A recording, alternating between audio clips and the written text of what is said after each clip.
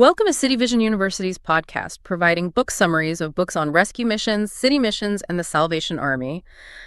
Fewer than one person in 10. Wow. Yeah, that is the staggering, undeniable number of working class people who actually attended any form of public worship in the major manufacturing towns of Victorian England. Right, which is just wild to think about. It really is. We're so conditioned to picture the 19th century as this, era of pristine, top-hatted piety, like deeply devout laborers filing into stone churches every Sunday. Exactly, that whole Dickensian myth. Yes, the Dickens myth.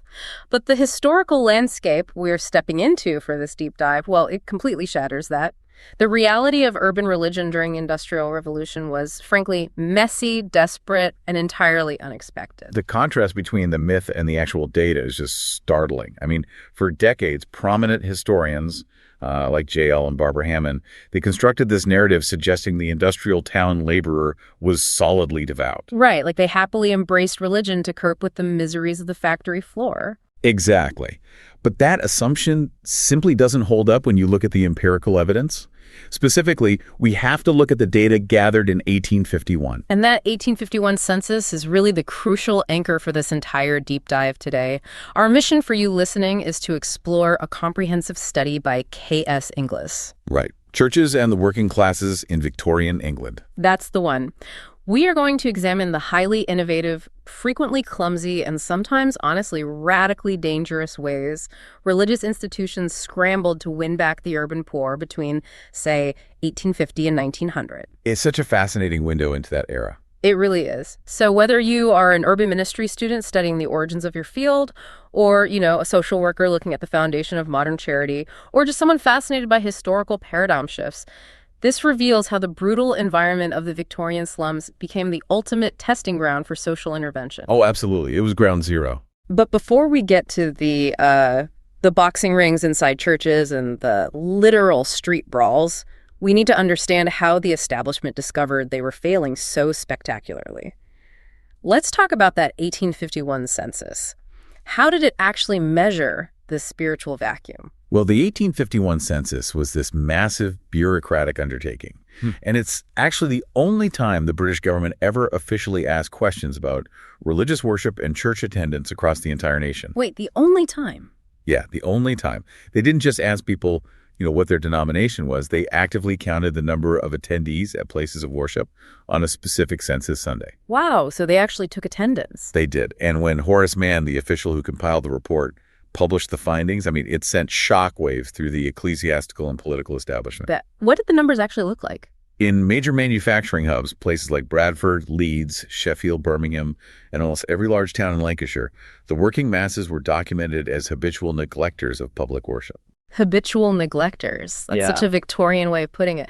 So that 1 in 10 statistic we mentioned earlier, that applies to a score of the largest industrial towns. Yes, exactly. And the establishment was completely caught off guard by this. They had assumed that because they built the churches and provided the liturgy, the people were naturally flocking to them. Right. If you build it, they will come. Exactly. But the people living in the slums had effectively seceded from institutional religion entirely. But didn't anyone see this coming? Surely someone noticed the pews were empty? Well, political observers from the outside actually saw it coming long before the bishops did, like Friedrich Engels. When he was conducting his famous survey of the working classes back in 1844, he documented this phenomenon thoroughly. Oh, really? What did Engels have to say about it? He noted that the bourgeoisie were deeply shocked that the workers simply didn't attend church. And he explicitly wrote that there was an almost complete absence of religious feeling among the laboring masses. Yeah, they were thoroughly alienated from the established religious institutions that defined Victorian high society. Okay, so we have this massive systemic disconnect. And to understand why the working classes were actively avoiding church, we have to look at the architectural and social barriers erected by the Church of England itself. Right, because it wasn't just a sudden, mysterious loss of faith. It was a structural exclusion. Exactly. The Church of England was fundamentally an aristocratic institution deeply intertwined with the state and, agricultural wealth. Yeah, the gulf between the clergy and the poor was virtually unbridgeable at that time. By 1900, it was extraordinarily rare for men from working-class homes to enter the Anglican ministry. Because you needed a university education, right? Right. The priesthood was widely considered a profession for gentlemen. It required a university education that was entirely out of reach for a factory worker. And furthermore, the hierarchy of the church actively wanted to maintain that exclusivity. Wait, they wanted to keep it exclusive. Why? Bishops genuinely feared that recruiting clergy from a, quote, lower education and social position would be disastrous for the church. They believed it would degrade the intellectual and social standing of the whole institution. Wow. So they prioritized their elite status over their actual evangelical mission. Yeah, pretty much. The source text mentions that they acknowledged this class gap made evangelizing the poor incredibly difficult. You even had some clergymen openly admitting they wished they had been born a working man just so they could actually relate to the people they were failing to reach. Which is a tragic irony. Yeah. But the exclusion wasn't just intellectual or educational, it was literally physically built into the buildings. The Church of England operated something called the pew system, which was essentially architectural segregation. The pew system is a perfect physical manifestation of Victorian class division. In most traditional parish churches, seating was not open to the public on a first-come, first-served basis. Okay, let's unpack this. How did it work? Was it like a VIP paywall? That's exactly what it was.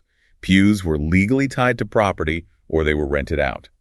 The wealthy families, the middle classes, the gentlefolks, they paid substantial sums to reserve the best seats in the nave. So the rich literally bought the best seats in the house. Yep. These pews were often enclosed, padded, and aggressively guarded as a status symbol. Man, so if you are a poor dock worker or a seamstress barely scraping by, you obviously cannot afford to rent a family pew. Your options are incredibly limited and inherently humiliating. Very humiliating. You would be relegated to the absolute margins of the building. The poor were directed to what were explicitly labeled free seats. Oh, free seats? That sounds terrible. It was. These were usually situated in the very back of the church, behind pillars with obstructed views, or hidden away high up in the galleries. And they were often intentionally uncomfortable, unpadded benches. Wow, they made them uncomfortable on purpose. Yeah. But more importantly, sitting in a free seat carried an immense social stigma. It was a public, highly visible declaration of your poverty in front of your entire community. Jeez. It creates an inherently hostile environment. You walk into a building supposedly dedicated to spiritual equality, and the architecture immediately tells you that you are a second-class citizen. Right. The text includes an incredibly revealing quote about this. When a poor person in Victorian England was asked why they didn't attend church, the reply was, "Of course not. They're meant for the gentlefolks." That sentiment right there perfectly encapsulates the tragedy of the era. The working class felt completely unwelcome in God's house. Yeah, it's heartbreaking. The non-attendance wasn't necessarily a theological rejection of Christianity. It was a profound statement of class alienation and social protest. They looked at an institution funded by the elite, controlled by the elite, and designed for the comfort of the elite, and they just collectively rejected it. So the Church of England is staring down this terrifying reality. They are the established church of the nation, yet they have completely lost the majority of the population in these booming industrial centers. They were in crisis mode. Right, because the traditional parish system worked beautifully in sleepy rural villages where the local squire and the vicar knew everyone by name. But you drop that system into the dense, chaotic, anonymous slums of London or Manchester, and it completely collapses. Entirely. So recognizing this failure, the church realized they had to bypass the traditional intimidating parish structures. They had to adopt basically guerrilla tactics. Yes, bypassing the parish structure meant entirely rethinking religious architecture and community presence. They knew they couldn't wait years and spend fortunes building grand stone cathedrals and transient slums. So what was their fix?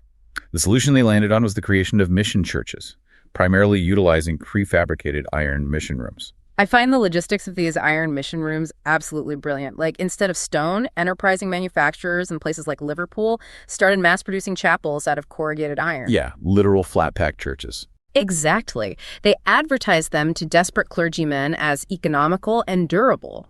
But the true advantage was their modularity. They could be flat-packed, transported cheaply, and erected in a matter of days right in the middle of the poorest districts. And if the slum population shifted, which happened constantly due to housing clearances or factory closures, the church could literally be unbolted and moved with them. That is just so smart. It was. They were establishing a physical presence directly on the turf of the working class, removing that intimidation factor of the grand parish church. But, changing the building was only half the battle. They also needed an entirely different kind of clergyman. Right, because the standard, highly educated, tea-drinking country vicar would be eaten alive in Shoreditch or Whitechapel. Oh, absolutely eaten alive. Which leads us to some wildly fascinating examples of extreme pastoral innovation. The source text highlights a clergyman named A. Osborne J., who worked in Shoreditch, which was a notoriously rough and impoverished area of London. Right, A. Osborne J. His story is incredible. Looking at his setup, it is completely unorthodox. He didn't just build a chapel, he built a multi-story community complex, and he used physical fitness and recreation as a Trojan horse for evangelism. He really did. A. Osborne J. understood that he had to appeal to the brutal physical reality of working-class men. So on the ground floor of his complex, he installed a fully equipped gymnasium, complete with a boxing ring. A boxing ring in a church building. Yes. And he didn't just hire someone to run it. Jay personally taught the local men how to spar. That is wild. He knew these men were never going to walk off the street to listen to a sermon on theology, but they would absolutely come inside to learn how to fight. Exactly. It was a highly calculated strategy to build trust and mutual respect. Once he had them in the building and had earned their respect in the ring, he provided a social club on the second floor where they could gather safely away from the pubs. Okay, so boxing on the first floor, a club on the second. Where was the actual church? Only then, on the third floor, did he place the actual consecrated church. He famously boasted that he was the vicar of the only consecrated parish church in England, located upstairs. That is amazing. So that kind of localized innovation was happening on the ground, but the crisis also caught the attention of the highest echelons of English society, right? Yeah, it wasn't just the mavericks like Jay. Right. The academic elite at the most prestigious public schools and universities, places like Winchester, Eton, and Clifton College, realized they had to intervene. It seems driven by a mix of noblesse oblige, genuine Christian duty, and perhaps a lingering fear of social revolution if the underclass was completely abandoned. No, fear of revolution was definitely a factor. The academic elite viewed it as a dual mission to provide desperately needed funding and manpower to understaffed inner-city parishes and to educate their own privileged young men about the harsh realities of their country. How did that actually work in practice? Well, a wealthy college like Winchester would take financial responsibility for a specific mission in a deprived area like Portsmouth. They would send earnest, highly educated young laymen down from the university to live and work alongside the local clergy. And it wasn't limited to university men either. We see a massive rise in lay workers stepping into the void because, as we said, the bishops were terrified of ordaining working-class men as priests. The compromise was to train them as lay evangelists. Right. The text mentions the Lichfield Evangelist Brotherhood, which actively trained laymen before sending them out to preach. But the most aggressive, disruptive force to emerge from within the Anglican space was undoubtedly the Church Army. Ah, the Church Army. This is a pivotal organization for understanding this Anglican counteroffensive. It was founded in 1882 by Wilson Carlyle. Tell us about Carlyle. Carlyle was a fascinating figure. He was a former banker who entered the ministry and became a curate in Kensington. He surveyed the landscape, looked closely at the aggressive tactics being pioneered by the Salvation Army, and decided the Church of England required its own militant working-class equivalent to fight on the front lines. Yeah, Carlyle adopted an incredibly intense militant style. They utilized brass bands, they conducted open-air street preaching, and they actively recruited working-class evangelists. They really leaned into the working-class identity. They did. Some of their very first commissioned officers were a former butler and a groom. They intentionally wanted communicators who spoke the language of the streets rather than the refined accents of Oxford or Cambridge. They even started a journal and named it Battle Axe. Which is such a bold name. You don't name your religious publication Battle Axe unless you are intentionally trying to pick a spiritual street fight. The aggression was entirely intentional, and it provoked a fierce response. Because they were out in the open, disrupting the social fabric of the slums and often preaching against local vices, they were frequently attacked by organized mobs. Attacked, like physically? Yes, severely. Carlyle himself was severely beaten while preaching and spent 6 months in a hospital recovering from his injuries. They were shedding literal blood for this mission. That is dedication. But despite the boxing rings, the iron pop-up churches, and the sheer bravery of groups like the Church Army, they ran into a massive structural wall. They did. The Archbishop of Canterbury officially praised the church army in 1887, but he included a deeply revealing caveat. He admitted that its efforts would need to be multiplied 1,000-fold to actually solve the problem of reaching the masses. And that admission by the Archbishop is essentially a concession of structural defeat. Right. The fundamental limitation of the church army was that it remained tied to the Anglican hierarchy. It was a working association within the Church of England, not an independent grassroots movement. So they still had bosses to report to. Exactly. Yeah. It had to answer to bishops, and it was ultimately tethered to a parish system that was institutionally rigid. It lacked the complete operational freedom necessary to scale to the size the crisis demanded. So if the Anglican Church, with all its wealth, state backing, and structural hierarchy, was failing to capture the working class, logic would suggest that this should have been the golden age for the Nonconformists. You think so? Right. The Methodists, the Congregationalists, the Baptists, these were the historical rebels. They championed religious liberty, they historically opposed the aristocratic establishment, and they had roots in street-level revivals. Why didn't they just sweep into these neighborhoods and completely dominate the spiritual landscape? It was one of the great ironies of Victorian religious history. You would absolutely expect the Nonconformists to thrive in this environment. But by the second half of the 19th century, they were facing a profound identity crisis driven by massive social upward mobility. Upward mobility. So they got rich. Well, they became highly respectable middle-class institutions. They had built their own grand chapels, established their own rigid bureaucracies, and completely lost touch with the urban poor. Oh, wow. So they became exactly what they used to rebel against. Basically, yeah. The source text reveals that by the 1870s, Congregationalist leaders were standing up at their union assemblies and openly lamenting this fact. A minister named A.M. Fairburn stated from the chair of the Congregational Union that the English working man felt religion actually hindered him in the struggle for life. That's a powerful statement. Yeah, because when the working man looked at the Congregationalist chapel, he didn't see an ally. He saw an institution that appeared to be entirely on the side of privilege and capital. It is a devastating critique. The working-class laborer looked at the nonconformist leadership and saw factory owners, merchants, and managers, the very people they were fighting against for fair wages and decent working conditions. The chapel had become synonymous with middle-class economic success. And this dynamic is perhaps most tragically illustrated by Methodism. John Wesley founded Methodism specifically as a gritty, open-air, itinerant preaching movement to reach the forgotten masses working in the mines and the early factories. Right. He literally took the message to the fields because the established church wouldn't let him in. Exactly. But look at Methodism a century later. It had evolved into a highly structured, rigid corporate entity. The institutionalization of Methodism created bureaucratic rules that were entirely counterproductive in the slums.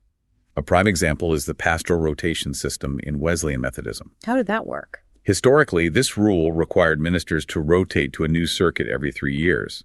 Originally, this was designed to keep the preachers itinerant and prevent them from building personal fiefdoms or cults of personality in one location. Okay, I mean, that makes sense in theory, or perhaps in a stable, middle-class suburb where the congregation practically runs itself. But apply that 3-year rotation to a transient, suspicious, deeply impoverished inner-city slum, and it becomes a fatal flaw. Exactly the problem. Building deep, genuine trust in a hostile urban environment takes years of consistent daily presence. A Wesleyan minister who had bitter experience working in Spitalfields complained openly about this policy. What did he say? He noted that the local residents care next to nothing for a man who only appears in the same pulpit once a month, and that for the short space of 3 years. Which is totally fair. Yeah, the moment a minister finally understood the unique dynamics of the neighborhood and earned a sliver of trust, the bureaucracy uprooted him and transferred him away. To their credit, some nonconformists realized this structural failure and tried to adapt. Men like Edward Smith launched the London Mission in Clerkenwell, attempting to strip away the middle-class respectability. Right, they tried to get back to basics. Yeah, they simplified the services, brought in brass bands, and crucially, they started using magic lantern shows to draw people in. But this sparked a massive theological civil war within nonconformity over the use of amusements. Oh, the debate over amusements was huge. It struck at the very heart of their theological purity. Because they felt it was too much like a theater. Exactly. Should the church provide secular entertainment concerts, social clubs, visual spectacles, just to get bodies in the door? Many traditionalists were absolutely horrified by the concept. One chairman of the Congregational Union bluntly stated that he looked at such movements with a very suspicious eye. Wow. They believed that if you lured people in with a magic lantern show, you were cheapening the gospel. They demanded that people come purely for the theology, completely ignoring the psychological reality of the exhausted, overworked slum dweller. While the Protestant denominations were tearing themselves apart over brass bands versus pure theology, the Catholic Church in Victorian England was operating on an entirely different frequency. Yes, their situation was entirely distinct. They weren't fighting over how to attract the Protestant working class at all. They were playing a desperate, high-stakes game of defense. Their primary concern was a massive influx of poverty-stricken Irish immigrants fleeing the famine and rural destitution. These immigrants were forced into the absolute worst, most wretched districts of the great manufacturing towns. So they were just trying to hold on to their own people. Exactly. The Catholic hierarchy wasn't focused on evangelizing the English. They were utterly terrified that their own flock would abandon their faith amidst the squalor, disease, and Protestant hostility of the urban centers. So their institutional response was intensely focused on protection and rescue. They formed organizations like the Salford Catholic Protection and Rescue Society. Their mandate was explicitly defensive, ensure that poor, orphan, or neglected Catholic children were kept within the faith. Right. They built boys' clubs, night refuges, and homes for waifs and strays, effectively building a fortress of social services to hold the line against the secularizing, degrading force of the slum. And it was a highly effective strategy for community preservation. By intertwining their social safety net with strict religious instruction, they managed to maintain a much stronger grip on their working class adherents than either the Anglicans or the Nonconformists did. Looking at all these institutional failures and defensive maneuvers, a clear pattern emerges for you, the listener. It demonstrates a universal sociological law. What's up? Regardless of theology, institutionalization naturally drifts toward comfort, respectability, and middle-class stability. Unless an organization takes intentional, radical, and constant steps to combat that drift, it will inevitably abandon the absolute poorest demographics. That's a very sharp observation. So when the massive institutions realized they couldn't fix the problem from the top down, a new breed of intellectual decided to try and bridge the gap from the bottom up. And this brings us to the university settlement movement, which is one of the most uniquely Victorian responses to urban poverty. The traditional parish had failed, the respectable chapel had failed, so a group of Oxford and Cambridge scholars developed a radical new philosophy. They pioneered the idea of the settlement. This was spearheaded by a clergyman named Samuel Barnett and his wife Henrietta, who founded Toynbee Hall in Whitechapel in 1884. Toynbee Hall is such a crucial piece of this puzzle. The philosophy here is fascinating. Barnett argued that the gap between the classes wasn't just economic, it was deeply cultural. He believed that clergymen simply handing out religious tracts could never fix the underlying rot of the slums. Barnett's diagnosis was that the working class suffered from a poverty of culture and intellect, just as much as a poverty of resources. So what was his solution? His solution was physical proximity. He called for the dwellers in the West End, the educated, wealthy elite, to pack their bags and actually live among the East End poor. Toynbee Hall was designed as a community where university men would live right in the heart of Whitechapel, sharing their lives, their classical education, and their refined culture with the dock workers and laborers. And it was incredibly popular among the academic elite.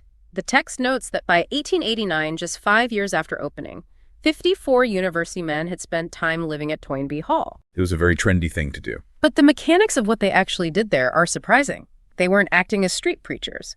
The day-to-day operations at Toynbee Hall were predominantly secular. They offered vocational classes, they hosted rigorous academic debates, they read Shakespeare, and they taught art history.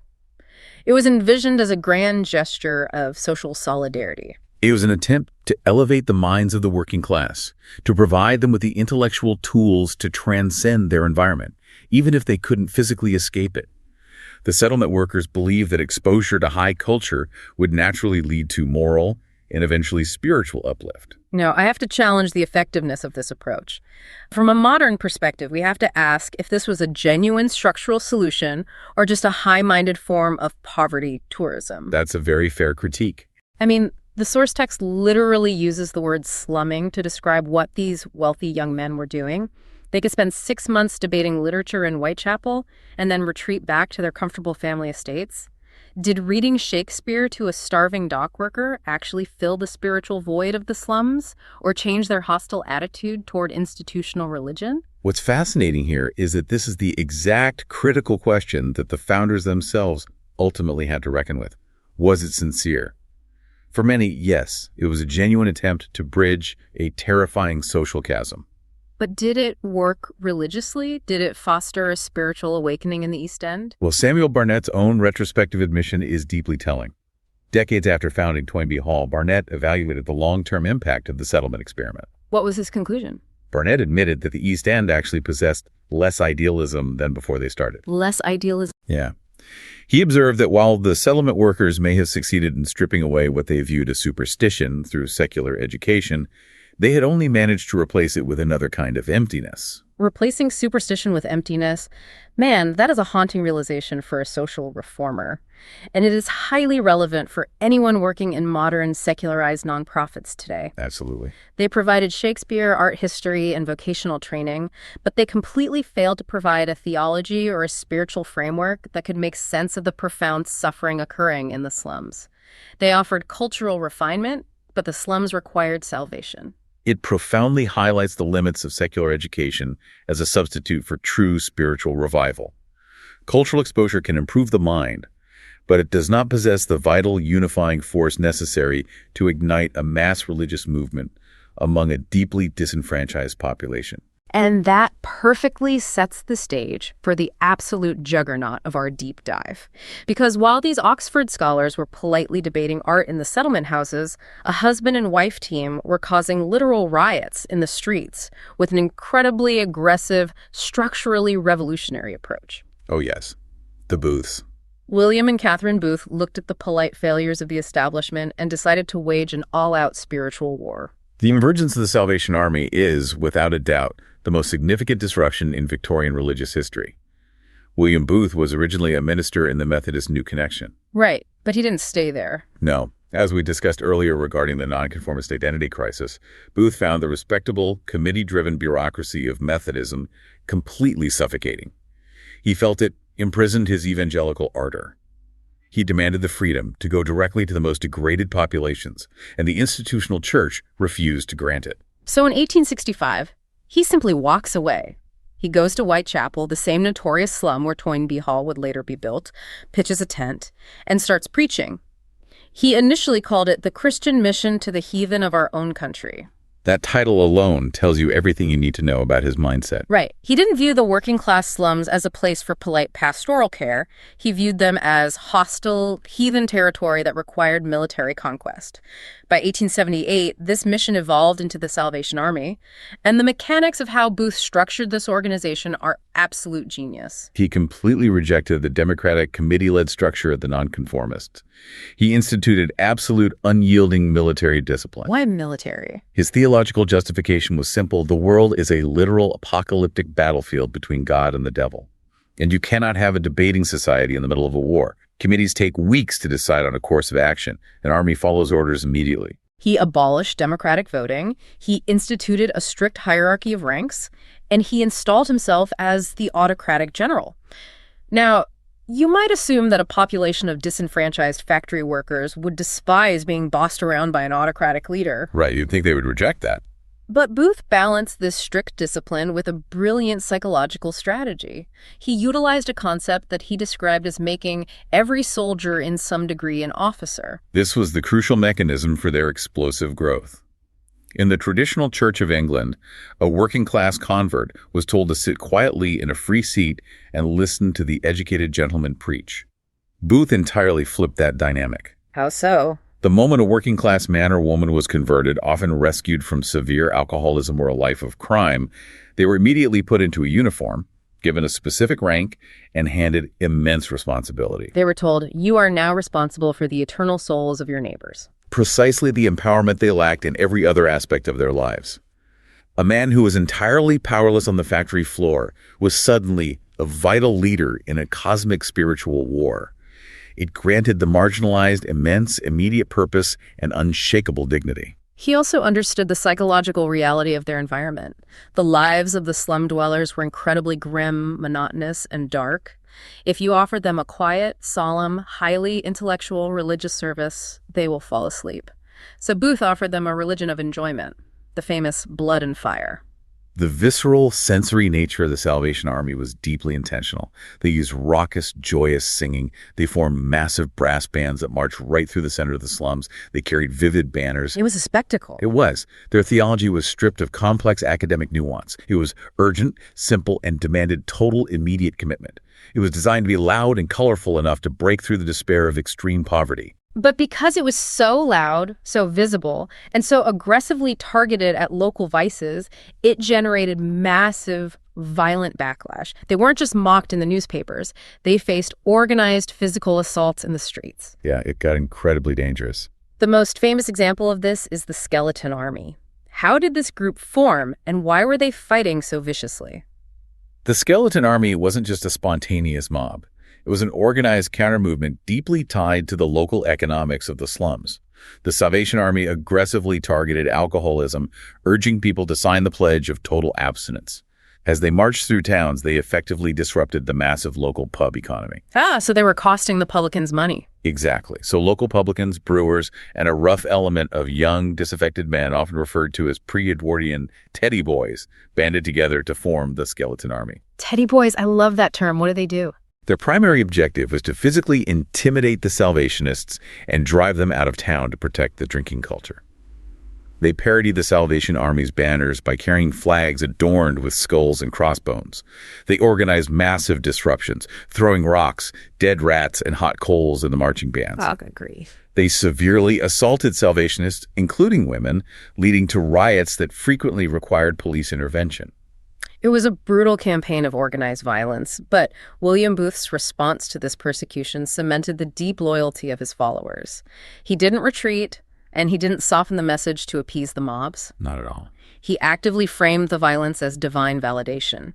He told his soldiers that persecution is the ultimate proof that you are fighting God's fight. If the Skeleton Army is throwing bricks at you, it means the devil is terrified of you. This framing fostered an incredible sense of solidarity and martyrdom. It transformed the violence from a deterrent into a powerful recruitment tool. It proved that the Salvation Army was engaging in real, tangible spiritual warfare, not just theoretical theology. But even the Salvation Army, with its military discipline, its brass bands, and its incredible bravery, eventually hit a philosophical wall.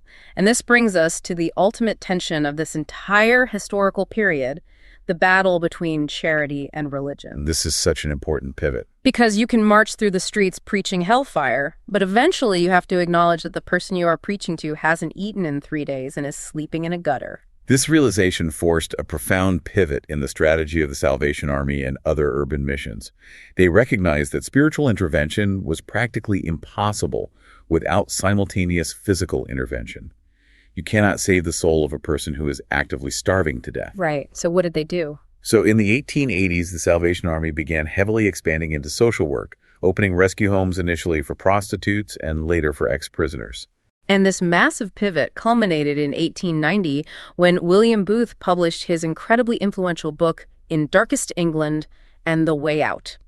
The title itself was a deliberate play on Henry Morton Stanley's book about exploring darkest Africa, suggesting that the slums of London were just as unknown and desperate as an unexplored continent. What exactly was Booth proposing in this manifesto? In Darkest England laid out a blueprint for a vast, comprehensive, and highly structured social scheme. Booth proposed a 3-tiered system to rescue the submerged tenth of the population. What were the 3 tiers? It started with a network of city shelters, food depots, and labor factories to provide immediate relief and employment to the destitute. The second tier involved farm colonies in the English countryside, where individuals could be removed from the temptations of the city and trained in agriculture. Okay, and the third? The final tier proposed overseas colonies, facilitating immigration to places like Canada or Australia to give them an entirely new start. It was an astonishingly ambitious plan for holistic social rehabilitation. But there is a crucial, vital distinction we have to make here to understand Booth's true motivation. He did not pivot to become a secular social worker. No, not at all. He was explicit about the theological mechanics of this vast charity network. Booth insisted repeatedly that social work was merely a tactical mechanism. He realized that the extreme physical suffering of the lowest classes made them entirely unapproachable by ordinary preaching methods. So it was a means to an end. Exactly. The shelter, the food, the labor home, these physical interventions were explicitly designed as the bait. He provided the bread so that he could gain an audience to save the soul. The ultimate unwavering goal was always religious conversion. The social work was the ambulance, but salvation was the cure. And intertwining relief work with religious conversion ignited a massive ethical debate in the Victorian era, a debate that is still highly relevant in social work and urban ministry today. Oh, absolutely. The fear was that by tying food to theology, you were pauperizing the poor. The source text mentions a prominent clergyman, who later became the Bishop of London, actively warning against the evil of mixing church and charity. Why would a bishop argue against giving a starving man a loaf of bread? The bishop's argument was rooted in the psychological dynamic that charitable leverage creates. He argued that if you tie religious attendance or moral compliance to the distribution of essential resources like bread or coal, you actively destroy the self-respect and the sincerity of the poor. I see. He believed that desperate people would naturally go to church for what they can get. It breeds profound hypocrisy. The poor person fakes religious devotion just to survive the winter, and the church becomes morally corrupt by essentially buying its congregation. Exactly the fear.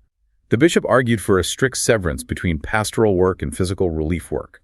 He believed charity should be administered by civic organizations, leaving the church to focus purely on uncoerced spiritual guidance. The tension over how to help the poor led to a major philosophical split regarding poverty itself. The source text utilizes a brilliant historical metaphor to illustrate this divide, the metaphor of the ambulance at the bottom of the cliff.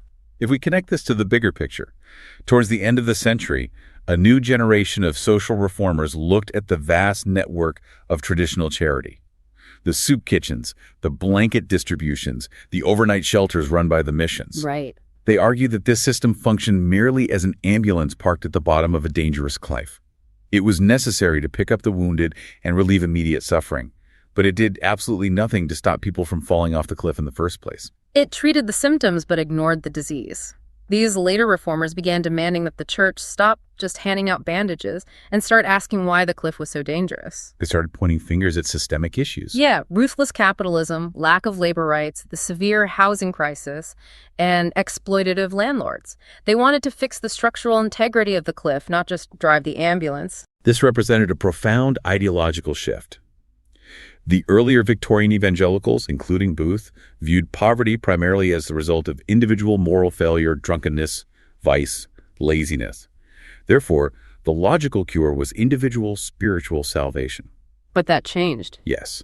By the 1890s, the realization was dawning across society that much of the poverty was structural and environmental. And addressing systemic structural poverty requires legislation, political action, and unionization, not just open-air preaching. Which brings us to the synthesis of this massive, epic struggle. We have walked through an incredible era of institutional desperation and radical innovation. We saw the aristocratic Church of England build an arrogant pew system that alienated millions, and then frantically try to correct their mistake by dropping iron mission rooms into the slums and organizing boxing matches. We saw the Nonconformists lose their gritty rebel roots, paralyzed by their own middle-class respectability and bureaucratic pastoral rotations. We watched earnest Oxford scholars move into Toynbee Hall, attempting to cure poverty by reading Shakespeare, only to realize they were replacing superstition with emptiness. And we saw William Booth and the Salvation Army march through a hail of flying bricks, utilizing military autocracy and brass bands to wage spiritual war. Every single religious institution tried everything they could possibly imagine to win back the working class. Yet, we must look at the final empirical tally of all these heroic, bizarre, and passionate efforts. Charles Booth, the great pioneer of social research, who, it should be noted, was of no relation to William Booth, conducted an exhaustive, multi-volume sociological survey of London at the close of the century. And what did he find? His final assessment was a sobering reality check for the religious establishment. Despite the iron churches, the settlements, and the Salvation Army, the great section of the working classes remained entirely outside the influence of institutional religion. After 50 years of desperate innovation, they fundamentally failed to win them back. They failed to reclaim the demographic. Charles Booth concluded that the real contest for the attention and loyalty of the working class ended up being between politics and pleasure. Politics and pleasure. Yes. On one side, you had the rise of trade unionism and socialist politics, offering tangible structural solutions to their misery. On the other side, you had the explosion of commercial leisure professional sports, horse racing, the music hall, and the ever-present pub offering immediate secular escapism. In the great overarching turf war for the soul of the Victorian working class, institutional religion simply lost the battle. It is a stunning paradigm-shifting conclusion to an era that we falsely remember as universally pious. And it leaves us with a final, highly provocative thought to mull over. As you listen to this, I want you to think about the landscape of your own city today. Think about the homeless shelters, the city missions, the addiction recovery centers, and the vast networks of nonprofit aid. Exactly. The Victorians built the foundational architecture of these social safety nets, primarily because they were utterly terrified for the eternal souls of the poor. Their charity, their willingness to step into the absolute worst squalor, was fueled by an intense, burning theological mandate. A mandate that is often missing today. Right. Because as our society today continues to secularize these institutions, actively separating the ambulance of social work from the blood and fire theology that originally built it, we have to ask a difficult question. What's that? Can the profound, gritty, often thankless and sacrificial drive to serve the absolute bottom of society sustain itself purely on a sense of civic duty or academic sociology? Or when the work gets truly dark and seemingly hopeless, does it actually require the kind of radical, absolute, unwavering spiritual belief that William Booth marched to? It remains the most lingering, vital question of urban social work. When the driving theology fades, does the endurance to serve the destitute inevitably fade along with it? Something for you to deeply explore on your own as you navigate your own work. Thank you for joining us on this extensive deep dive into the messy, surprising, and fiercely contested reality of the Victorian slums. We hope it helps you view your own local city missions and the origins of social intervention through a completely new historical lens. Next time you picture the Victorian era, put away the pristine, peaceful Christmas card and picture a corrugated iron church with a boxing ring inside, surrounded by a brass band fighting for survival.